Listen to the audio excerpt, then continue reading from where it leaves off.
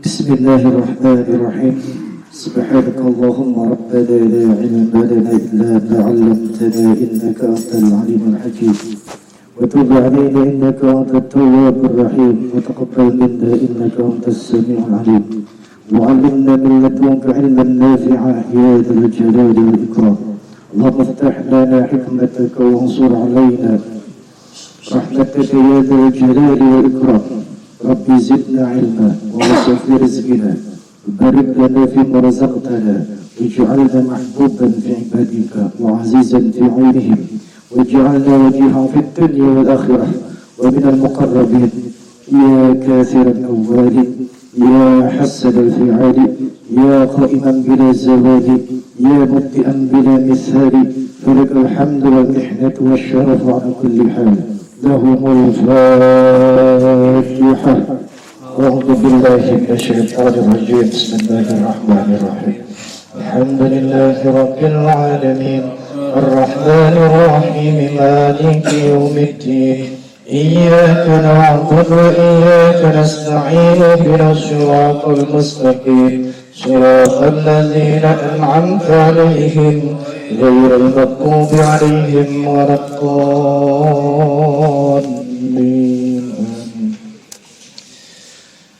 Assalamualaikum warahmatullahi wabarakatuh. Hamdan lillah, syukran lillah, salatan wa salaman daiman ala rasulillah.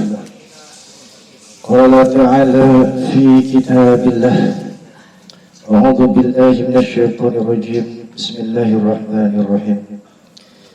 Innallaha ghafurur rahim. Al-ayah. Amma ba'du.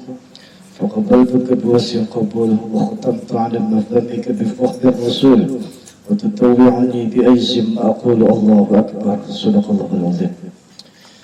Jamaah pasukan zikir yang insyaallah akan dimuliakan oleh Allah Subhanahu wa taala. Alhamdulillah, pada episode yang ke-30 ini kita masih diberi kesempatan untuk bertemu kembali dalam rangka kita berzikir, bermunajat pada Allah Subhanahu wa taala.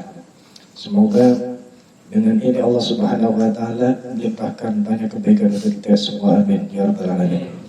Kemudian salawat dan salam semoga tercurahkan kepada baginda kita Nabiyyuna wa Nabiyyukum Nabi Muhammad sallallahu alaihi wasallam dengan ucapan Allahumma shalli ala sayyidina Muhammad wa ala ali sayyidina Muhammad.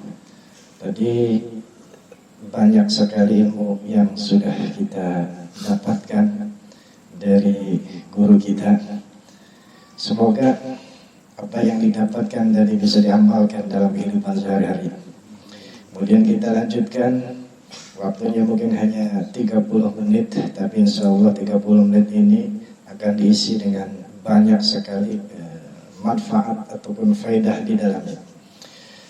Kita lanjutkan faidatun, ada faidah fi makna tasawuf, di dalam makna kata tasawuf. I'lam anna aqwal al-masyayikh fihi tazidu al-alf qawlin kama fil awarif wa kullu 'abrin bima ghalaba 'alayhi an-nadhr ilayhi. Ketahuilah bahwasanya banyak sekali ucapan-ucapan dari guru-guru kita, bahkan di sini diterangkan lebih daripada 1000 keterangan tentang makna daripada kata tasawuf. Sebagaimana di dalam kitab Ariful Mu'arif itu sangat banyak sekali definisi-definisi daripada kata tasawuf.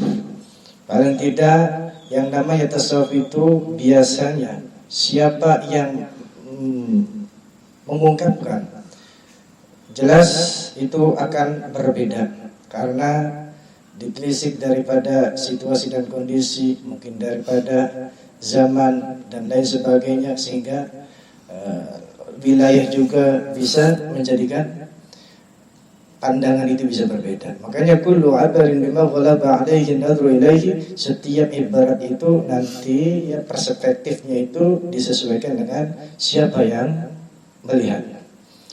Jelasnya kalau kita yang di sini ketika disuruh menerangkan sesuatu, objeknya sama, tapi menurut daripada pandangan masing-masing, ya, si A, si B, si C, si D pasti akan berbeda. Pun begitu ketika orang mentafsirkan tentang tasawuf. Tapi perbedaan-perbedaan yang ada sampai ribuan bahkan lebih itu jadi mata rantai yang saling kait mengait di antara satu yang lainnya. Seperti yang diungkapkan oleh Al-Junaidi, Syekh Junaidi qaddasallahu sirrah, semoga Allah Subhanahu wa taala bersihkan peristirahatannya. Beliau itu mengatakan tasawuf itu adalah ayyamitakal haqq wa anka. Jadi mematikan dirimu dari dirimu, ya. Artinya dirimu dihilangkan, difanakan. Kemudian hidupkan dirimu sebab Allah Subhanahu wa taala. Makanya ada orang yang mengatakan di situ ada istilah moksa. Moksa itu memfanakan dirinya, meniadakan dirinya. Karena dirinya itu bukan ada, tapi diadakan oleh Allah Subhanahu wa taala. Dan itu adalah pandangan tasawuf yang pertama. Jadi kita matikan diri kita di hadapan Allah Subhanahu wa taala. Yang ada hanya Allah. Makanya Imam Ali pernah berkata pada saat itu, ketika kalian beramal, ya, kalian beramallah sesuatu itu laksana beramal di tengah orang-orang yang mati, agar amalan kita itu bisa selamat. Kenapa? Kalau seandainya kita, ya, memandang orang lain di sekeliling kita itu mati semua, maka amalan kita itu keikhlasannya akan terjamin. Ya jelas, karena mau kita minta pujian juga kita anggap orang yang di sekeliling kita itu mati. Mau kita mengagumkan diri kita karena amal kita, tapi pandangan menurut Imam Ali orang yang ada di sekeliling kita mati, sehingga apa? Sehingga tidak ada istilahnya untuk menonjolkan amal atau membanggakan dirinya. Karena apa? Dia beramal seolah-olah di tengah-tengah daripada orang yang meninggal dunia, sehingga amalan itu mengantarkan dia kepada Allah Subhanahu wa taala. Dan sampai situ kemudian dia amalannya pun, ya, pada saat dia itu bermuajah dengan Allah Subhanahu wa taala, saat-saat ia berhubungan dengan Allah Subhanahu wa taala, maka dirinya pun akan ia leburkan. Artinya apa? Meniadakan dirinya. Yang ada hanya Allah Subhanahu wa taala. Itu, ya, nama daripada pengertian makna tasawuf yang pertama. Kemudian yang kedua itu ketika ada seorang hamba, kemudian dia peruntukan waktunya itu untuk beribadah. Nah, itu adalah makna tasawuf juga sama. Jadi yang ada di dalam hidupnya itu waktunya ya untuk beribadah. Ya, bukan hanya ibadah istilah kata hubungan langsung dengan Allah Subhanahu wa taala yang kita katakan mahdhah, tapi juga ketika kita katakanlah minumnya itu bisa menjadi ibadah, ya. Kemudian berkumpulnya kita bisa menjadi ibadah, ya. Kemudian juga kita saat melakukan aktivitas juga bisa menjadi ibadah. Nah, itu adalah tasawuf. Jadi dimanapun, ya, kapanpun itu dijadikan waktunya untuk selalu ibadah dan ibadah. Kemudian juga ada yang mengatakan bahwasanya seperti Umar ibn Utsman al-Makki, beliau mengatakan ayakun al-abdu fi kulli waqtin bima huwa ahla bihi. Ini sama persis mungkinnya. Karena apa? Dia akan menjadikan setiap waktu-waktunya tadi itu menjadi ibadah. Kemudian ada yang berkatakan as-sufi man safa qalbahu. Siapa orang yang sufi? Siapa orang yang bertasawuf? Orang yang tasawuf adalah orang yang bersih hatinya karena Allah Subhanahu wa taala. Kemudian juga yang namanya tasawuf itu bisa dibangun oleh 3 perkara. Yang pertama, dia itu akan berpegang teguh kepada kefakiran. Artinya apa? Orang yang tasawuf, orang yang sufi, dia itu tidak akan takut dengan kemiskinan. Ya, dengan kefakiran itu tidak akan takut. Kemudian juga dia akan bersabar menjalaninya. Dan itu adalah syarat daripada terbangunnya tasawuf. Wal iftikhar, kemudian juga dia selalu butuhnya bukan kepada manusia, melainkan butuh kepada Allah Subhanahu wa taala. Dan dia itu akan menyatakan, ya, pada dirinya itu adalah orang yang hina, orang yang penuh dosa di hadapan Allah Subhanahu wa taala. Yang terbaik itu adalah, ya, mungkin ketika ditanya siapa yang terbaik, di sampingku. Siapa yang terbaik, di depanku. tapi dirinya dia akan menjawab, saya orang yang paling rendah, saya orang yang paling berdosa di antara kalian. Kemudian juga ketika dia itu hidup di dunia akan selalu istilahnya taat pada Allah Subhanahu wa taala. Kemudian dalam hidupnya orang tasawuf itu tidak istilahnya banyak memilih. Kalau kita masih banyak memilih, ya pasti pilihannya itu salah. Ya, makanya orang-orang tasawuf mah tidak memilih, tapi apa? Dipilihkan oleh Allah Subhanahu wa taala. Apapun itu hasilnya pasti ya terima dengan senang hati. Itulah tasawuf. Wa min aqulhu Sahil. Si Sahil juga berkata bahwa tasawuf itu adalah orang-orang yang istilahnya di dalam hatinya itu dibersihkan daripada kotoran-kotoran penyakit hati, dan di dalam pikiran itu dipenuhi dengan pikiran-pikiran yang jernih, ya, karena dia itu akan memandang sesuatu yang mulia itu hakikatnya sama dengan yang biasa.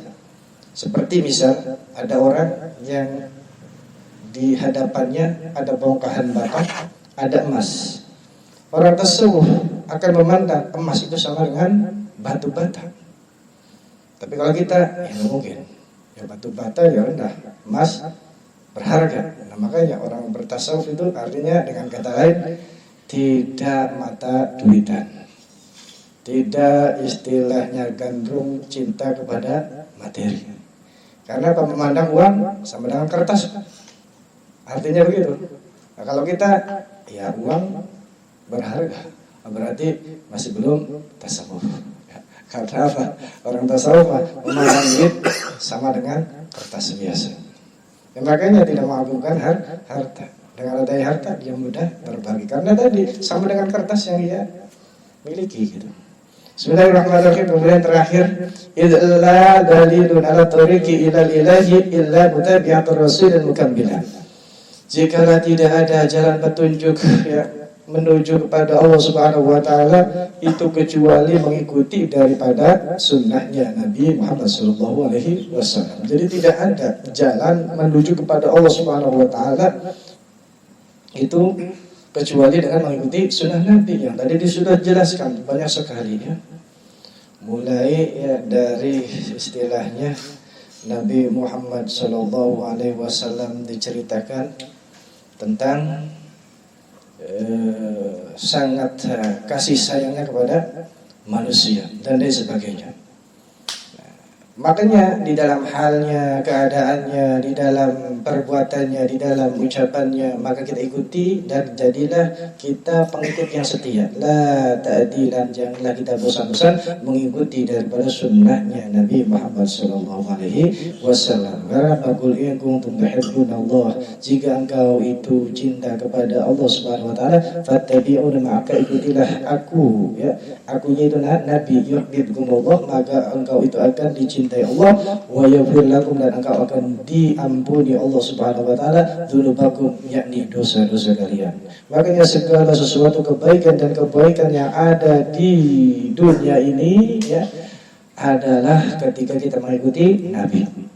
Semua yang jelek di dunia ini adalah perkara yang tidak mengikuti Nabi. Dengan kata lain istilah bid'ah. Cuma bid'ahnya bukan tangga sebelah. Kalau bid'ahnya tangga sebelah mah kacau. Kenapa? Tahlilan bid'ah, marhaban bid'ah. Iya, semuanya bid'ah. Padahal apa? Yang bid'ah ada di situ hukumnya.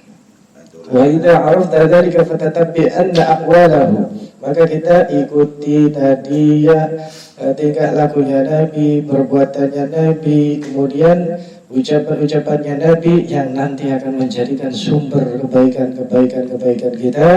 Kemudian juga insya Allah dengan kita mengikuti tanda kita cinta kepada Nabi Muhammad SAW, dan itu bisa menjadi aktivasi kita untuk menghidupkan daripada nur Muhammadiyah yang ada di dalam diri kita. Karena ada cara di mana kita membangkitkan nur Muhammad yang ada dalam diri kita. Ya, saya tidak akan menjelaskan panjang lebar karena Nur Muhammad itu ketika Jelaskan sangat panjang sekali, tapi untuk mengaktifasi daripada Nur Muhammad yang salah satunya adalah cinta kepada Nabi Muhammad SAW dan mengikuti tanpa bosan, ya, tanpa bosan kita ikuti sunnah-sunnah Nabi, kemudian kita cinta Nabi SAW, dan kuncinya setiap kali kita itu ya bersolawat ataupun kita berdoa kepada Allah dengan membaca sholawat, maka seolah-olah kita itu sedang menyapa baginda kita Nabi Muhammad Sallallahu Alaihi Wasallam. Nah, supaya apa? Supaya Nur Muhammadiyah dan diri kita itu bisa hidup. Kemudian juga selain daripada itu, kita kalau ingin menghidupkan Nur Muhammadiyah di dalam diri kita, maka kita akui pada diri ini bahwasanya saya adalah orang yang banyak dosa, saya adalah orang yang hina, saya adalah orang yang penuh dengan kesalahan-kesalahan. Jadi kita rendahkan diri kita ya di hadapan Allah Subhanahu wa taala. Insyaallah nanti di dalam diri kita Nur Muhammad itu akan hidup. Dan kalau sudah hidup, insyaallah kita akan bisa menikmati. Ketika kita zikirnya akan bisa menikmati. Ketika kita beribadah, ibadahnya bisa terasa lezat dan nikmat karena apa? Nur Muhammadiyahnya sudah hidup di dalam diri kita. Tandanya dia itu ya senang dengan kegiatan-kegiatan seperti ini. Itu awal daripada Nur Muhammadiyah ya sudah mulai daripada tumbuh di dalam diri kita. Kemudian kita itu senang ketika menyebut nama asma Allah yang indah, menyebut astagfirullah ya, begitu sangat nikmat, lezat, kemudian tenang, tidak istilahnya terburu-buru, kita bisa menikmati itu sudah tumbuh di situ ya Nur Muhammadiyah ya, di dalam diri kita. Nah, itu adalah keterangan singkat pada malam hari ini.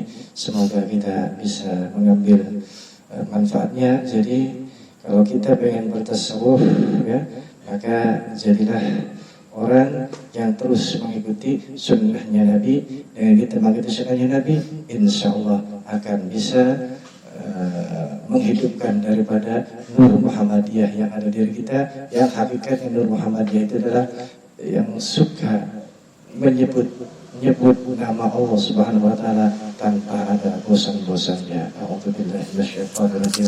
Bismillahirrahmanirrahim. Ala hadhihi niyyah wa kulli niyyatin shalihah ila hadratin Nabi Mustafa Sayyidi